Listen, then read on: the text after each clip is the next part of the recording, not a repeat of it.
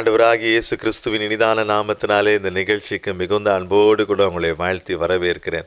இன்றைய நம்முடைய தியானத்திற்கென்று தெரிந்தெடுக்கப்பட்ட வேத வசனம் ஏசாயா தீர்க்கதரிசிகளின் புஸ்தகம் 46ஆம் அதிகாரம் அதனுடைய 4ஆம் வசனம். அது என்ன சொல்லுகிறது? உங்கள் முதிர் வயது வரைக்கும் நான் அப்படி செய்து வந்தேன், நரை வயது மட்டும் நான் உங்களை தாங்குவேன். நான் அப்படி செய்து வந்தேன், இனிமேலும் நான் ஏந்துவேன், நான் சுமப்பேன், தப்புவிப்பேன்.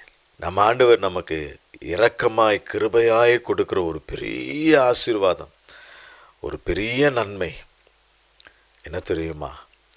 நம்மை ஆண்டவர் தம்முடைய கரங்களிலே ஏந்துகிறவர், நம்மை அப்படியே சுமந்து கொள்ளுகிறவர். எல்லா தீமைக்கும் எல்லா பொல்லாப்புக்கும் நம்மை தப்புவிக்கிற ஆண்டவர். ஹல்லேலூயா! அதை எப்படி செய்கிறாராம்? முதிர் வயது வரைக்கும் அப்படியே செய்வேன், நரை வயது மட்டும் நான் உங்களை அப்படி தாங்குவேன், இனிமேலும் நான் ஏந்துவேன், சுமப்பேன், தப்புவிப்பேன். இதை ஆண்டவர் எங்கிருந்து ஆரம்பிக்கிறார் என்று சொல்லி அதே வசனத்தின் முந்தின வசனம் சொல்லுகிறது. ஏசாயா 46:3 தாயின் வயிற்றில் தோன்றினது முதல் உங்களை ஏந்தி, தாயின் கற்பத்தில் உற்பத்தி ஆனது முதல் உங்களை தாங்கினேன். எவ்வளவு நல்ல தேவனாய் இருக்கிறார்! நம்மை தாங்குகிறவர், நம்மை ஏந்துகிறவர், நம்மை சுமக்கிறவர், நம்மை தப்புவிக்கிறவர்.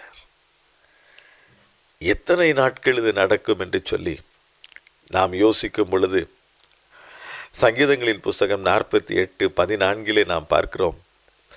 இந்த தேவன் என்றென்றைக்கும் உள்ள சதா காலங்களிலும் நமது தேவன், மரண பரியந்தம் நம்மை நடத்துவார், மரண பரியந்தம் நம்மை நடத்துகிறவர். தாயின் வயிற்றில் தோன்றினது முதல், தாயின் கற்பத்தில் உற்பத்தியானது முதல், முதிர் வயது வரைக்கும், நரை வயது வரைக்கும் அப்படி செய்கிற ஆண்டவர் மரண பரியந்தம் நம்மை நடத்துகிற தேவனாய் இருக்கிறார். இதுதான் உண்மையான ஒரு கிருபை. ஆண்டவரிடத்திலிருந்து அவருடைய பிள்ளைகளாகி நமக்கு கிடைக்கிற ஒரு பெரிய பாக்கியம். நம் ஆண்டவர் ஏந்தி சுமக்கிற தேவனாய் இருக்கிறார். சங்கீதங்களின் புஸ்தகம் 91ஆம் அதிகாரம் அதனுடைய 12ஆம் வசனத்திலே நாம் பார்க்கிறோம். உன் பாதம் கல்லில் இடராதபடிக்கு அவர்கள் உன்னை தங்கள் கைகளில் ஏந்தி கொண்டு போவார்கள். நமக்கென்று ஒரு தூதனை ஆண்டவர் வைத்திருக்கிறார். வைத்து என்ன செய்கிறாராம்? நம் பாதம் கல்லில் இடராதபடிக்கு, தடுக்கி நாம் விழுந்து விடாதபடிக்கு அவர்கள் நம்மை தங்கள் கைகளில் ஏந்தி கொள்ளும்படி செய்கிறார். ஹல்லேலூயா! இதுதான் ஒரு பெரிய ஆசீர்வாதம், ஒரு பெரிய கிருபை. நம்மை ஏந்தி சுமக்கிற ஆண்டவராய் இருக்கிறார். பல நேரங்களில் நாம் அதை அறிந்து கொள்வதே இல்லை. நாம் நினைக்கிறோம் நம்முடைய சாமர்த்தியத்தினால் நாம் இதை செய்துவிட்டோம், நம்முடைய பலனால் இதை செய்துவிட்டோம், அல்லது நமக்கு இருக்கக்கூடிய சில காரியங்களை வைத்து இந்த காரியத்தை நாம் முடித்து விட்டோம் என்று நினைக்கிறோம். ஆனால் உண்மையில் ஆண்டவர் தான் நம்மை ஏந்து கொள்கிறார், ஆண்டவர் தான் நம்மை சுமக்கிறார், ஆண்டவர் தான் நம்மை தப்புவிக்கிறார். இதை சில நேரங்களில் நாம் அறிவதே இல்லை. இஸ்ரவேல் ஜனங்களை குறித்து நாம் பார்க்கிறோம். அந்த வனாந்திரத்திலே அவர்களை 40 ஆண்டுகள் கர்த்தர் கிருபையாய் நடத்தினார். உபாகமங்களின் புஸ்தகம் 29ஆம் அதிகாரம் அதனுடைய 5ஆம் வசனத்திலே கர்த்தராகிய நான் உங்கள் தேவன் என்று நீங்கள் அறிந்து கொள்ளும்படிக்கு நான் 40 வருஷம் உங்களை வனாந்திரத்தில் நடத்தினேன். உங்கள் மேலிருந்த வஸ்திரம் பழையதாய் போகவும் இல்லை, உங்கள் காலில் இருந்த பாதரட்சை பழையதாய் போகவும் இல்லை. பாருங்கள், வனாந்திரத்திலே கர்த்தர் அவர்களை நடத்தி இருக்கிறார் 40 ஆண்டுகள். அதற்கு மத்தியிலே நடந்த ஒரு காரியம் என்ன பாருங்கள்? அவர்கள் போட்டிருந்த அவர்கள் மேலிருந்த அவருடைய வஸ்திரம் பழையதாகவே இல்லை. அதே போல் அவர்களுடைய பாதரட்சையும் பழையதாய் போகவும் இல்லை. உபாகமம் 29:5 நாம் பார்க்கிறோம். அப்படி என்றால் என்ன நடந்திருக்கும்? அவர் தம்முடைய ஜனங்களை அப்படியே ஏந்தி சுமந்திருப்பார். ஆகவேதான் அவர்களுடைய வஸ்திரங்கள் பழையதாய் போகவில்லை. அவர்கள் கால்களில் அணிந்திருந்த பாதரட்சைகள் பழையதாய் போகவில்லை. ஆனால் கர்த்தர் தங்களை ஏந்தி இருக்கிறார். அவர் தங்களை தம்முடைய கரங்களிலே சுமந்து கொண்டு இருக்கிறார் என்பதை அறியாதிருந்த ஜனங்கள் பல நேரங்களிலே சூழ்நிலைகளை பார்த்து முறுமுறுக்கிறதை நாம் பார்க்கிறோம். இதுதான் இன்றைக்கும் நமக்கும் நடக்கிறது. சில சூழ்நிலைகளை பார்த்து நாம் முறுமுறுக்க ஆரம்பிக்கிறோம். ஆண்டவர் எனக்கு ஏன் இதை செய்தார்? எனக்கு மட்டும் ஏன் இந்த காரியம்? இல்லை இல்லை, நம்மை சுமக்கிற ஒரு தேவன் இருக்கிறார். நம்மை தம்முடைய கரங்களில் ஏந்தி கொள்ளுகிற ஒரு தேவன் இருக்கிறார். உபாகமங்களின் புஸ்தகம் 8:4 அவர்கள் கால்களில் வீக்கம் கூட இல்லை என்று சொல்லி நாம் பார்க்கிறோம். 40 ஆண்டுகள் நடந்திருக்கிறார்கள் வனாந்திரத்திலே. அவர்கள் வஸ்திரம் பழமையாய் போகவில்லை, பாதரட்சை பழையதாகவில்லை, கால்கள் வீங்கவில்லை. அப்படியானால் தேவன் எவ்வளவு அழகாய் அவர்களை ஏந்தி சுமந்திருக்கிறார். இன்றைக்கும் அதே கிருபையை தான் நமக்கு தேவனாகிய கர்த்தர் தருகிற தேவனாயிருக்கிறார். நம்மை ஏந்தி இருக்கிறார். அவருடைய பிள்ளைகளாகி நமக்கு கிடைத்திருக்கிற ஒரு பெரிய கிருபை, ஸ்லாக்கியம், பாக்கியம், ஒரு பெரிய ஆசீர்வாதம். அது என்னவென்றால் கர்த்தர் நம்மை ஏந்தி இருக்கிறார். கரங்களில், தம்முடைய கரங்களில் நம்மை ஏந்தி இருக்கிறார், சுமந்திருக்கிறார். நம்மை தப்புவிக்கிற தேவனாயிருக்கிறார். ஏசாயா தீர்க்கதரிசிகளின் புஸ்தகம் 58:11 கர்த்தர் நித்தமும் உன்னை நடத்தி மகா வறட்சியான காலங்களிலும் உன் ஆத்துமாவை திருப்தியாக்கி உன் எலும்புகளை நினமுள்ளதாக்குவார். நீ வற்றாத நீரூற்றை போலவும் இருப்பாய். எப்படிப்பட்ட காலத்தில்? மகா வறட்சியான காலத்தில். மகா வறட்சியான காலத்தில் எல்லா பக்கமும் சூழ்நிலைகள் வித்தியாசமா இருக்கும் பொழுது கர்த்தர் உன்னை நீர்ப்பாய்ச்சலான தோட்டத்தை போல வைத்திருப்பார். வற்றாத நீரூற்றை போல உனக்கு இருப்பார். தப்புவிக்கிற தேவன், ஏந்துகிற தேவன், சுமக்கிற தேவன், நம்மை தப்புவிக்கிற தேவனாயிருக்கிறார். ஏசாயா தீர்க்கதரிசிகளின் புஸ்தகம் 63 அதனுடைய 9 நாம் பார்க்கிறோம். அவர்களுடைய எல்லா நெருக்கத்திலும் அவர் நெருக்கப்பட்டார். அவருடைய சமூகத்தின் தூதனானவர் அவர்களை ரட்சித்தார்.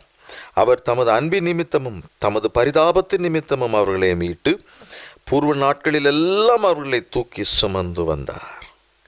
எல்லா நெருக்கத்திலும் ஆண்டவரும் நெருக்கப்பட்டார். இன்றைக்கு நமக்கு வரக்கூடிய நெருக்கங்கள் எப்படிப்பட்டவைகள்? சில நேரங்களில் நாம் நினைக்கிறோம், இந்த பாதையில் நான் தனியே போய்கொண்டு இருக்கிறேன். ஐயோ, இந்த கடினமான சூழ்நிலை நான் தனியே ஃபேஸ் பண்ணி கொண்டிருக்கிறேன், நான் பார்த்து கொண்டிருக்கிறேன், அதை சந்தித்து கொண்டிருக்கிறேன் என்று நினைக்கிறோம். இல்லை, நம்முடைய எல்லா நெருக்கத்திலும் அவரும் நம்மோடு கூட இருக்கிறார், நெருக்கப்படுகிறார். நாம் நெருக்கப்படும் பொழுது அவரும் நெருக்கப்படுகிறார். அப்பொழுது அவருடைய சமூகத்தின் தூதனானவர் நம்மை ரட்சிக்கும்படி தேவன் செய்கிறார். தமது அன்பின் நிமித்தமாய், அவருடைய அன்பின் நிமித்தமாய், அவர் நம் மீது வைத்திருக்கிற பரிதாபத்தின் நிமித்தமாய், மறுபடியும் நான் சொல்லுகிறேன், அவருடைய அன்பின் நிமித்தமாய், அவருடைய பரிதாபத்தின் நிமித்தமாய் நம்மை மீட்டு நம்மை தூக்கி சுமக்கிற தேவனாயிருக்கிறார், தப்புவிக்கிற தேவனாயிருக்கிறார். யோசேப்பு என்ற ஒரு மனிதனை குறித்து நாம் பார்க்கிறோம். ஆதியாகமங்களின் புஸ்தகம் 39 சொல்லப்பட்டிருக்கிறது.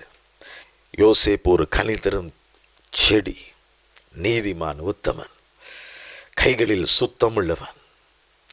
ஆனாலும் தவறான குற்றச்சாட்டுகளுக்கு உட்பட்டு சிறைச்சாலையில் அடைக்கப்பட்டார். ஆனால் வேதம் என்ன சொல்லுகிறது? ஆதியாகமங்களின் புஸ்தகம் 39 அதனுடைய 21ஆம் வசனத்திலே, கர்த்தரோ யோசேப்போடு இருந்து அவன் மேல் கிருபை வைத்து சிறைச்சாலை தலைவனுடைய தயவு அவனுக்கு கிடைக்கும்படி செய்தார். கர்த்தரோ யோசேப்போடு இருந்தார். எங்கு இருந்தார்? சிறைச்சாலையில் இருந்தார். தவறான குற்றச்சாட்டுக்கு உட்படப்பட்டு சிறைச்சாலையில் அடைக்கப்பட்ட யோசேப்போடு கூட கர்த்தர் இருந்தார். கர்த்தர் இருந்தார். அது மட்டுமல்ல, எல்லார் கண்களிலும் தயவு கிடைக்க பண்ணினார். நாளானது வந்த பொழுது அந்த தேசத்திற்கு அதிபதியாய் அவனை உயர்த்தினார். சிறையில் அவனோடு கூட இருந்தார். எல்லார் கண்களும் தயவு கிடைக்க பண்ணினார். நாளானது வந்த பொழுது சிறையிலிருந்து யோசேப்பை மீட்டெடுத்து அந்த தேசத்தின் அதிபதியாய் உயர்த்தின ஆண்டவர். இன்றைக்கும் நம்முடைய வாழ்க்கையிலும் இப்படிப்பட்ட நெருக்கங்கள், பாடுகள் வழியாய் நாம் கடந்து செல்லும் பொழுது நாம் தனிமையாய் இருக்கிறோம் என்று நினைக்க தோன்றும். இல்லை பிரியமானவர்களே, அன்றைக்கு கர்த்தர் யோசேப்போடு இருந்தது போல நம்மோடும் கூட இருப்பார். அவர் நம்மோடு இருப்பது தான் நமக்கு கிடைத்திருக்கிற ஒரு பெரிய பாக்கியம், ஒரு பெரிய பலன். காரணம் என்ன தெரியுமா? அவர் நம்மை ஏந்தி கொள்ளுவார், நம்மை சுமந்து கொள்ளுவார், நம்மை அந்த போராட்டத்திலிருந்து, அந்த கடினமான பாதையிலிருந்து தப்புவிக்கிற தேவனாயிருக்கிறார். ஹல்லேலூயா. தானியேலை குறித்து பார்க்கும் பொழுது, ராஜா அவனை தூக்கி சிங்கங்களின் கெபியிலே தூக்கி போட்ட பொழுது, தானியேலின் புஸ்தகம் 6ஆம் அதிகாரம் அதனுடைய 22ஆம் வசனத்திலே, சிங்கங்கள் என்னை சேதப்படுத்தாதபடிக்கு தேவன் தம்முடைய தூதனை அனுப்பி அவைகளின் வாயை கட்டி போட்டார். பார்த்தீர்களா? தப்புவிக்கிற தேவன், ஏந்துகிற தேவன், சுமக்கிற தேவன் மட்டுமல்ல, நம்மை தப்புவிக்கிற தேவன். அன்றைக்கு தானியேலை அப்படித்தான் தப்புவித்திருக்கிறார். சிங்கங்கள் என்னை சேதப்படுத்தாதபடிக்கு தேவன் தம்முடைய தூதனை அனுப்பி அவைகளின் வாயை கட்டி போட்டார் என்று சொல்லி தானியேல் சொல்லுகிறதை நாம் பார்க்கிறோம். இப்படிதான் ஆண்டவர் நம்மை எல்லா தீங்குக்கும் தப்புவிக்கிற தேவனாயிருக்கிறார். அது மட்டுமல்ல, நம்மை ஏந்துகிற ஆண்டவர், நம்மை சுமக்கிற ஆண்டவர், நம்மை தப்புவிக்கிற ஆண்டவர். அது மட்டுமல்ல, சங்கீதங்களின் புஸ்தகம் 23ஆம் அதிகாரம் 6ஆம் வசனத்திலே நாம் பார்க்கிறோம், என் ஜீவனுள்ள நாளெல்லாம் நன்மையும் கிருபையும் என்னை தொடரும். நான் கர்த்தருடைய வீட்டிலே நீடித்த நாட்களாய் நிலைத்திருப்பேன். ஆண்டவரோடு உள்ள ஐக்கியத்தில் நான் எந்நாளும் நிலைத்திருப்பேன்.